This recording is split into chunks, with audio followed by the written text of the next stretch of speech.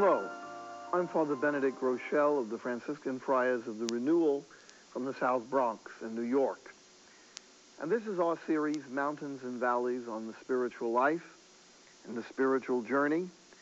And today we're talking about the deepest valley in our sixth segment. The deepest valley in the spiritual journey, like the Valley of the Dead Sea, represents the lowest, most painful, most difficult, challenging part of the journey.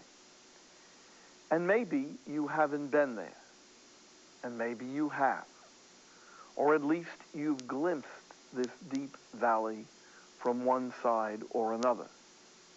And sometimes, this is not good news, this deep valley occurs in a person's life several times until their soul is purified enough to come into the transforming union with God, which Christ speaks about in St. John's Gospel when he says, "If anyone will open to me, my Father and I, we will come to him."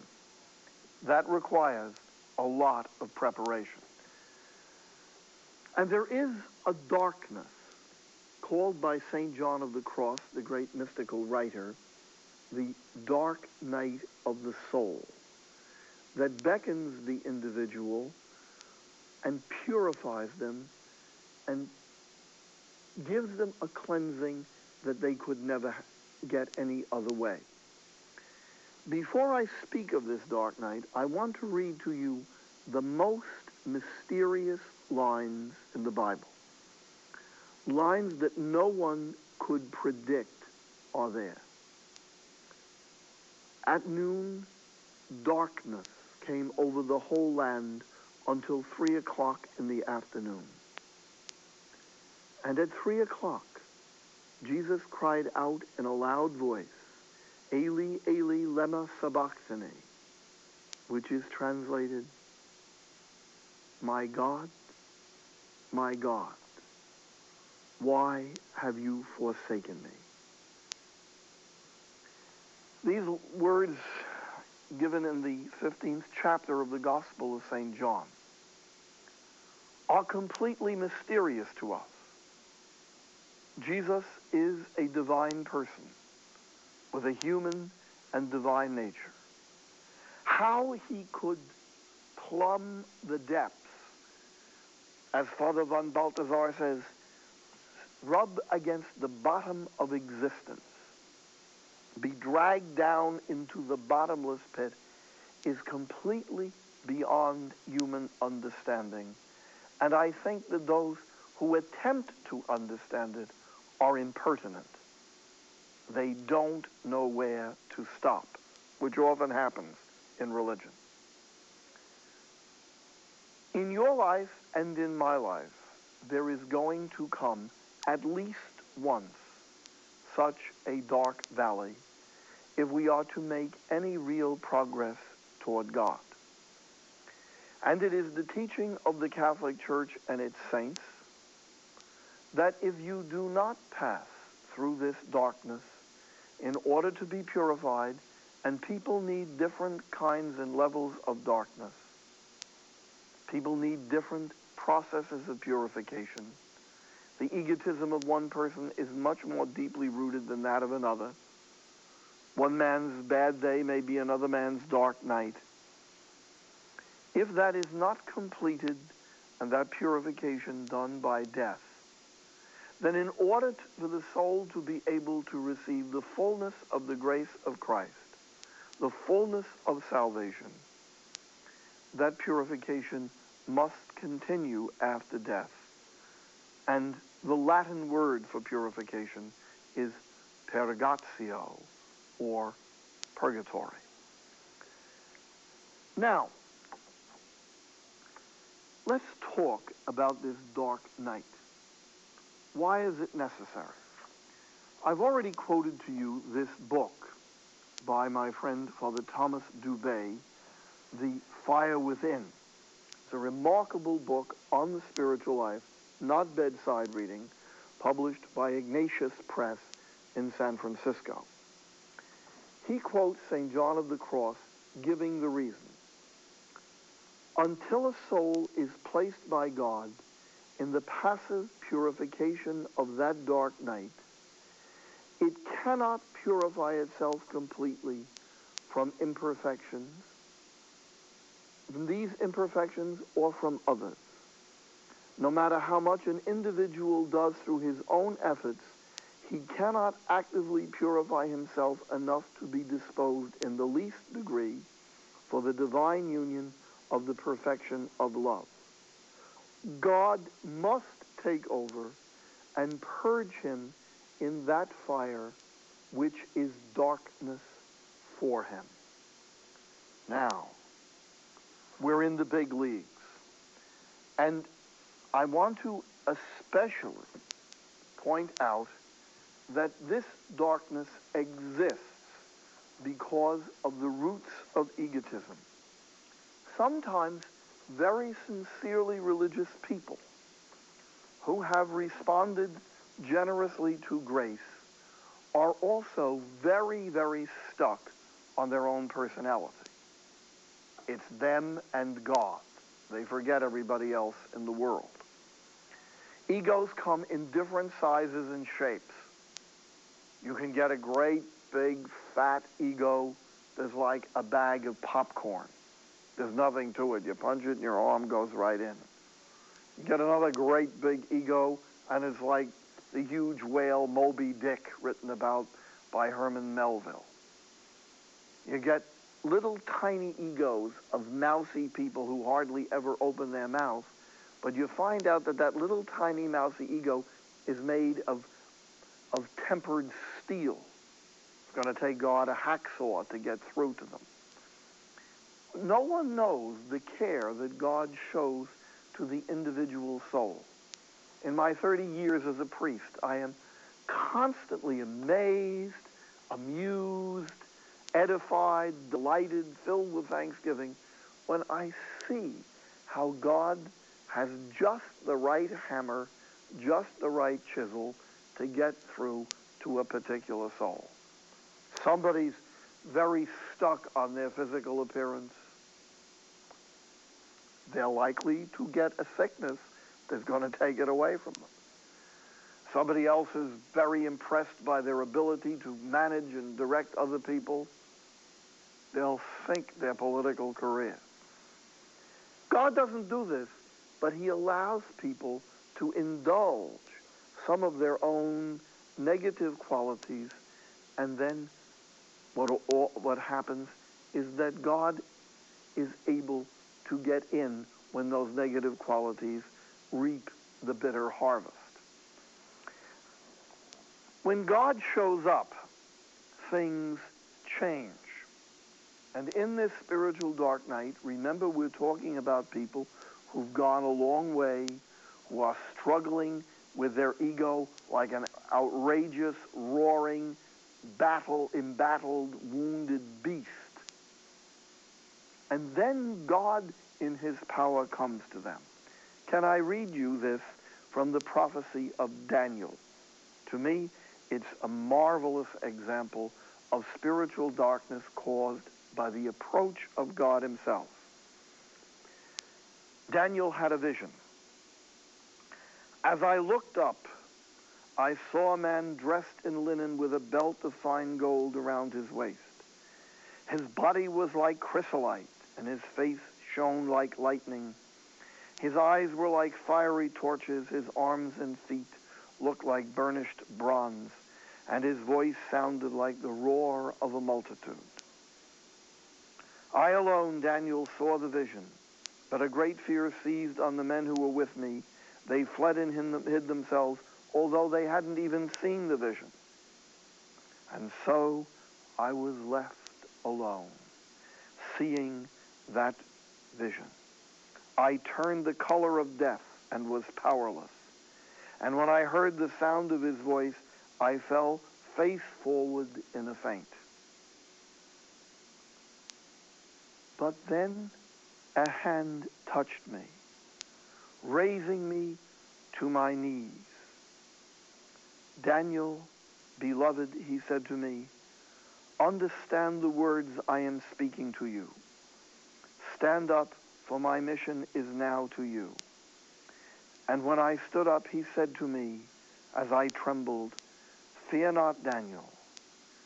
From the very first day you made up your mind to acquire understanding and humble yourself before God, your prayer was heard. Because of it, I started out. Finally, Michael, one of the chief princes, came to help me. And while he was speaking thus to me, I fell forward and kept silent. Then I felt something like a man's hand touching my lips. I opened my mouth and said to the one facing me, my Lord, I was seized with pangs at the vision, and I was powerless. How can my Lord's servant speak with you, my Lord? And then the vision kept speaking to him, and he kept saying to him, Daniel, stand up. Daniel, you man of desires. This vision in the 10th chapter of the prophecy of Daniel is filled with the mysteriousness of the dark night. It's a vision of fear, of glory. Many, many times when darkness comes to us, profound spiritual darkness, it comes in such a way that there is no glory, but we are lifted beyond ourselves by the sorrow, sadness, and fear of what comes to us. And that is what is called a dark night. Now I'm going to say something strange to you. You may not understand this. There may be people here who are angry at me for saying it. Because of medical progress, it is predictable that 1/3 of all adults will die of a painful terminal illness. There are people watching this program right this minute who are dying with a painful terminal illness. This illness offers an opportunity for spiritual darkness. If a person faces it and clings with absolute trust in the darkness to God, to their hope in God, and calls out for grace, you will see what I have seen with terminally ill people many, many times, that they rise, that they spiritually grow, that they make 10 years spiritual progress in 10 days. I've seen it. In fact, I don't ask the Lord for things for myself, but if he were to give me a painful terminal illness, I would accept it as a blessing. You say, well, you can talk about that now. I've been very sick in my life. I know what it's like.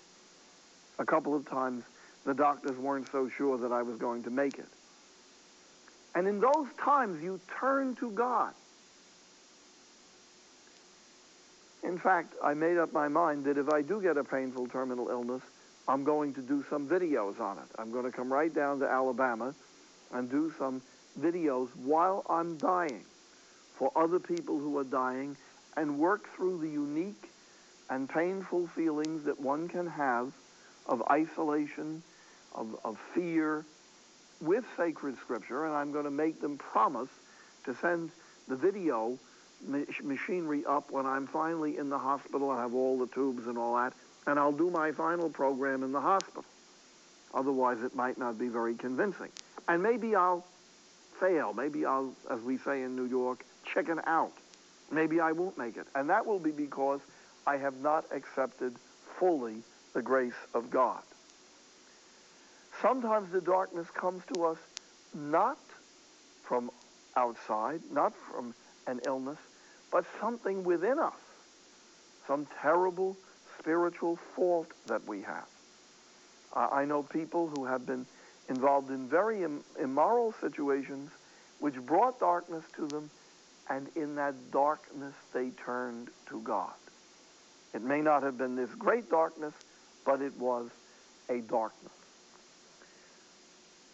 Now I'm going to tell you an account of something that we must know in spiritual darkness, that even though God does not cause the mishap, he is working with us.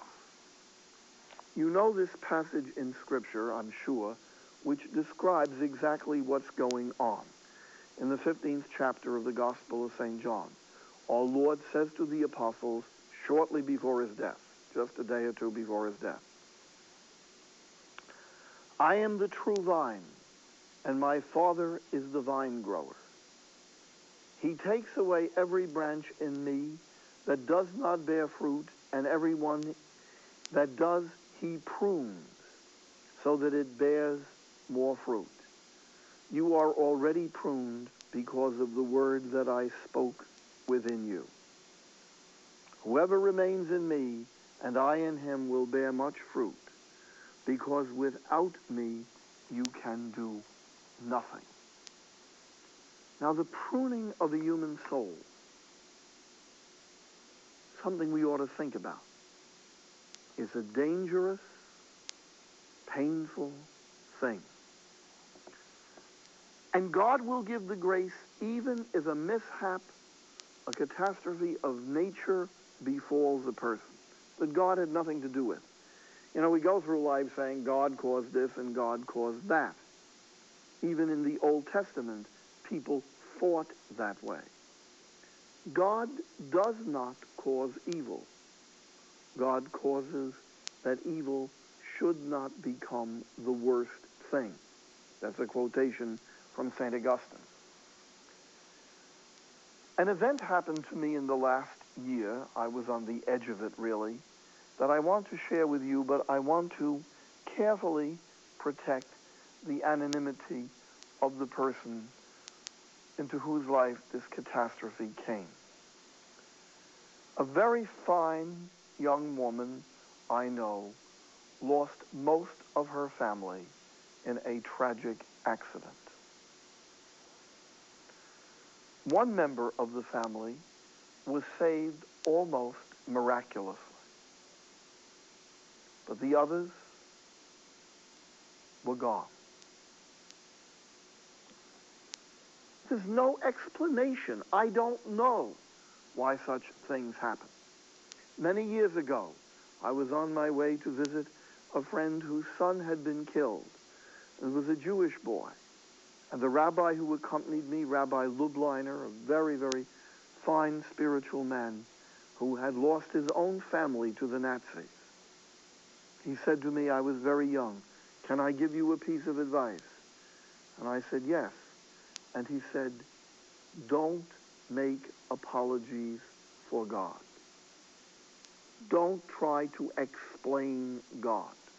I was about 28 years old, and I remember those words standing on the street corner. Don't make explanations for God. It's a good idea. I was asked to go visit this young woman who had lost her family. I didn't know what to say, but the words that the rabbi had said to me years ago were going through my mind.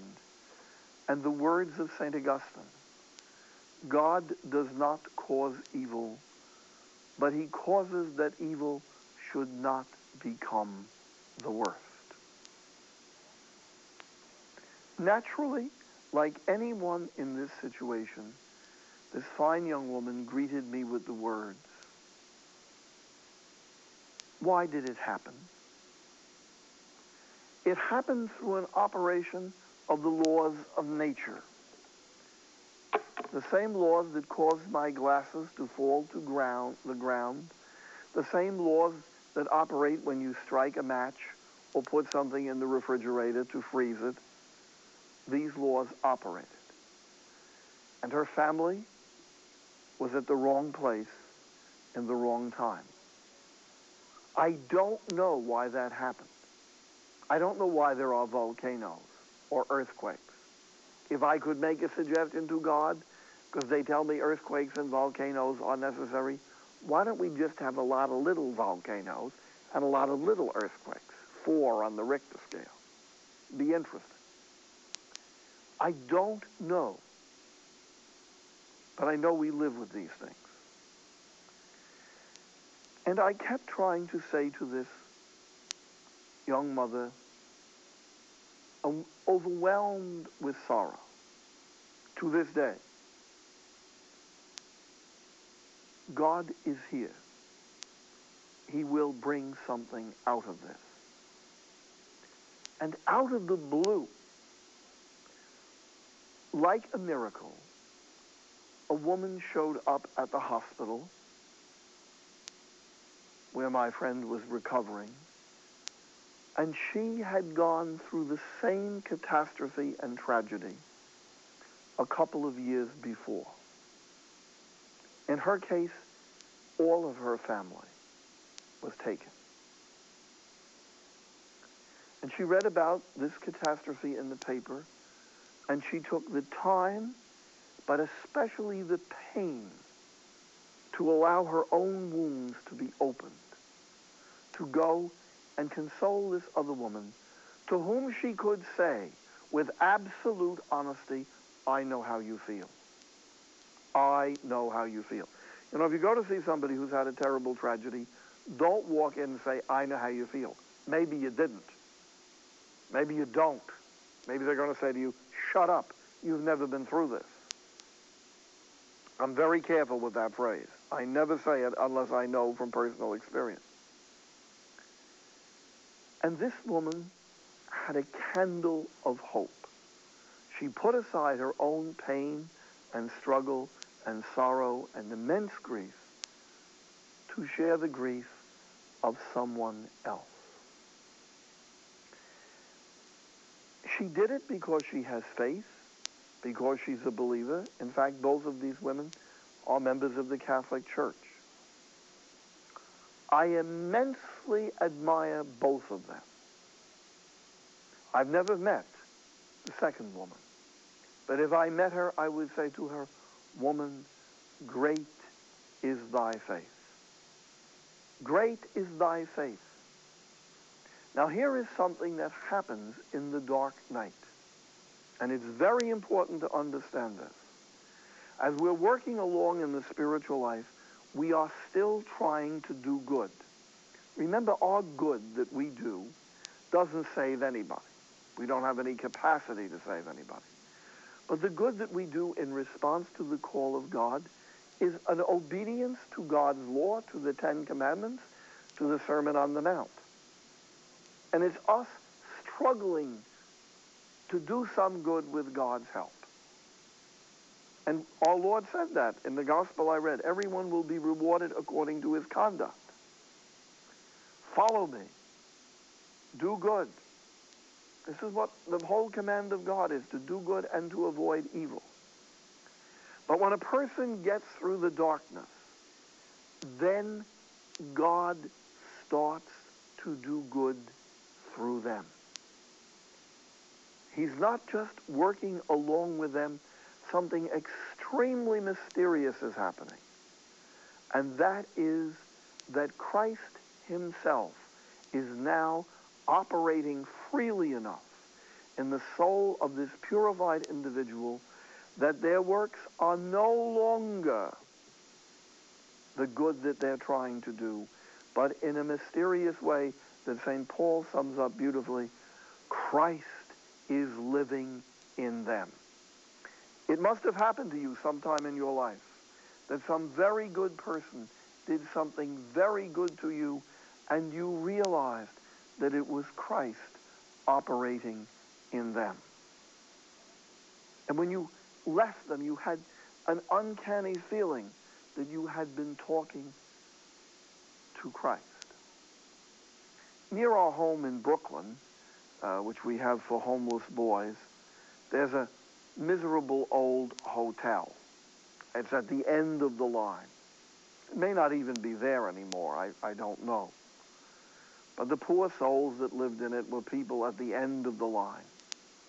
And I used to see this old man with a black Homburg walking along the avenue going to that place. And because he was wearing a black Homburg, I assumed that he might be a minister. Many years ago, ministers often wore those hats.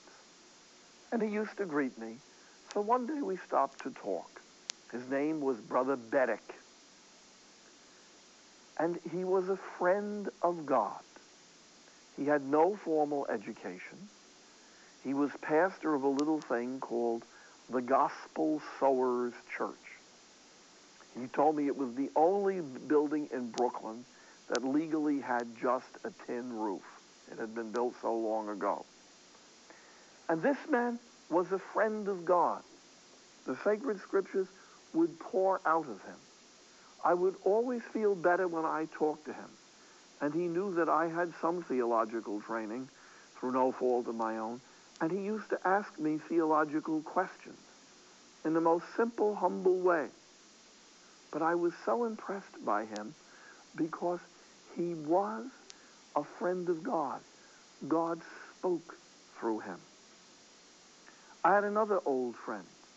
Her name is Sister Mary Mercy, a Maryknoll missionary sister, a physician. In her old age, she chose to live down in the most miserable, dangerous slum in Lower Manhattan. She lived there to pray for the people with other sisters and to simply give an example of the Christian faith. And you know, I had an experience with her that we would go and we would talk about the things of God. And I knew that some way or another, she wasn't entirely listening to me because she had been drawn into the love of God. As she was hearing the human words that we were exchanging, she was listening to music from another world. She was in union with God. There are not many people like that. But these people who are people who have fought the good fight. They have persevered along the way. They have gone through the darkness. They have come to the experience that the apostles had on Mount Tabor. They are, without any doubt, of all human beings, the most blessed. The kingdom of heaven is theirs. But our Lord lets us know that we do not come to that kingdom easily. He says, how blessed are they that hunger and thirst for justice. How blessed are they that mourn. How blessed are they that suffer persecution. And what is that blessing? That blessing is, according to St. Bonaventure, the beginning in this life of the life of the saints in heaven. It is the vestibule of eternity. These are the chosen few who have been called and who have come to God, even in this life. Thank you.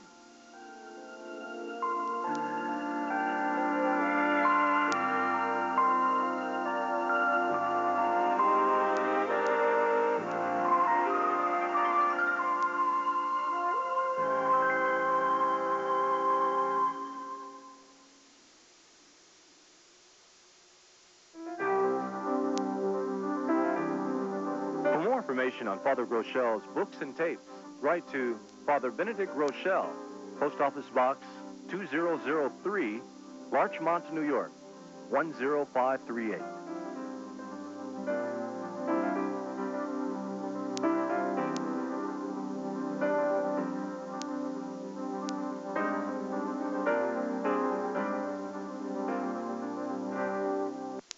Share in the rich tradition.